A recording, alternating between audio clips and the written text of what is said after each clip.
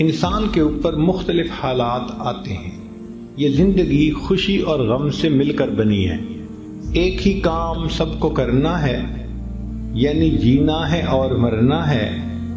رہ گئی بات رنج و راحت کی، یہ فقط وقت کا گزرنا ہے. تو رنج و راحت یہ چلتا ہے زندگی بھر، کبھی یہ حال ہے کبھی وہ حال ہے. تو انسان کے اوپر اگر غم کا حال آ جائے، بلا آ جائے، تو بے صبری نہیں کرنی چاہیے، اس لیے کہ بے صبری کرنے سے وہ بلا ٹلتی تو ہے نہیں. جو ثواب ملنا ہوتا ہے بندہ اس ثواب سے بھی محروم کر دیا جاتا ہے. تو بلا کی زینت صبر کرنے میں ہے. صحابہ رضوان عنہم ایک فقرہ اکثر آپس میں ایک دوسرے کو کہا کرتے تھے، یہ بہت کامنلی یوزڈ سینٹینس تھا. فرماتے تھے استقبال المصائب بالتجمل، کہ اگر مصیبتیں آئیں تو اچھے انداز سے ان کا استقبال کرو. جیسے مہمان کا استقبال کرتے ہو نا، اللہ اگر ایسے حالات بھیجے تو ان حالات کا بھی خوشی سے استقبال کرو. استقبال المصائب بالتجمل ومواجہۃ النعم بالتذلل. اور اللہ تعالیٰ اگر نعمتوں سے نوازے تو عاجزی سے ان نعمتوں کا استقبال کر. استقبال المصائب بالتجمل ومواجہۃ النعم بالتذلل. جب اللہ نعمتیں عطا کرے تو عاجزی اختیار کریں، اللہ بلا بھیجے تو اس کے اوپر اچھے انداز سے اس کا استقبال کریں. کیوں کہ یہ مصیبتیں آتی ہیں بسا اوقات ہمارے لیے فائدے مند بن کر. وہ کیسے کہ انسان غافل ہو جاتا ہے، بھول جاتا ہے اپنے پروردگار کو، اللہ کے در سے دور چلا جاتا ہے. اور اللہ رب العزت نہیں چاہتے کہ میرے بندے مجھ سے دور جائیں، تو اللہ تعالیٰ پھر اس کی طرف پریشانیاں بھیجتے ہیں، مصیبتیں بھیجتے ہیں. جب پریشانی آتی ہے، مصیبت آتی ہے تو خدا یاد آتا ہے، پھر خدا کے گھر آتے ہیں. کاروبار میں اونچ نیچ ہو جائے، جو 5 نمازیں بھی نہیں پڑھتا تھا وہ اب بیٹھا ہوا تہجد بھی پڑھ رہا ہے، وہ اب تسبیح بھی کر رہا ہے، اور جی کاروبار میں کچھ پرابلم ہو گیا.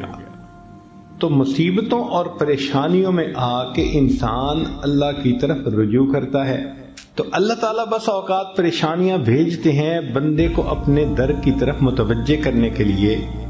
پاک ہے وہ پروردگار، ذرا توجہ سے بات سنیے گا. پاک ہے وہ پروردگار جو اپنے غافل بندوں کو پریشانیوں کی رسیوں میں جکڑ جکڑ کر اپنے در کی طرف واپس کھینچ رہا ہوتا ہے.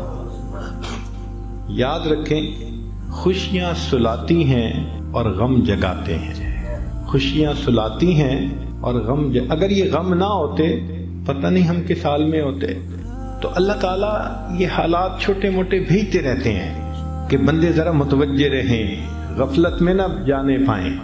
اس لیے اللہ والوں کا یہ دستور ہے کہ غم کے حال میں وہ زیادہ خوش ہوتے ہیں، نعمت کے حال میں ڈرتے گھبراتے ہیں، غم میں زیادہ خوش ہوتے ہیں.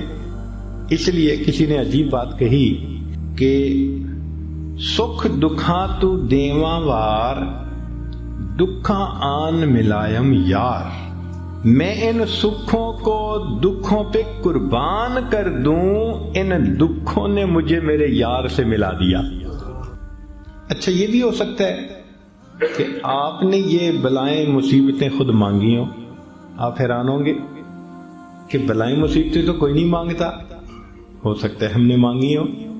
وہ کیسے؟ متوجہ ہو ذرا. ہم نے دعا مانگی، اللہ قیامت کے دن اپنے حبیب صلی اللہ علیہ وسلم کے ہاتھوں حوض کوثر کا جام عطا فرما دینا، اور اللہ نے دعا قبول کر لی. مگر عمل تو ایسے ہیں نہیں. دعا قبول ہو گئی تو کیسے ملے گا وہ جام؟ تو پھر اللہ تعالیٰ ایسے بندے کی طرف کچھ چھوٹی پریشانیاں، کچھ مصیبتیں، کچھ حالات بھیج دیتے ہیں. اگر وہ بندہ ان حالات پہ صبر کرتا ہے، اس کو بہانہ بنا کر اللہ اس کو یہ نعمت عطا فرما دیتے ہیں. آپ نے دیکھا ہوگا کہ بچہ جب اپنے آپ کو گندا کر لیتا ہے تو ماں اس کو پھر دھوتی ہے، نہلاتی ہے، اب بچے کی رونے کی آوازیں آ رہی ہیں تو آپ پوچھیں بچہ کیوں رو رہا ہے، اس کی ماں کدھر ہے؟ جی ماں پاس ہی تو ہے، تو اس کو چپ کیوں نہیں کروا رہی؟ ماں ہی تو رلا رہی ہے۔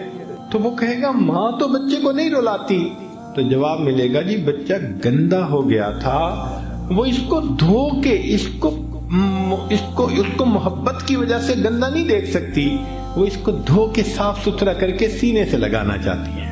اللہ تعالیٰ بھی اپنے بندوں کو گناہوں کی نجاست میں لچھڑا نہیں دیکھ سکتے۔ جب بندے ایسے کر بیٹھتے ہیں فرمایا ما اصابکم من مصیبت فبما کسبت ایدیکم، ہاتھوں کی کمائی ہوتی ہے تو ہم پھر مصیبتیں بھیج کے میرے بندوں تمہیں پاک صاف کر لیتے ہیں تاکہ ہماری رحمت سے تمہیں حصہ نصیب ہو سکے۔ نعمت کی زینت شکر کے ادا کرنے میں اور بلا کی زینت صبر کرنے میں ہے۔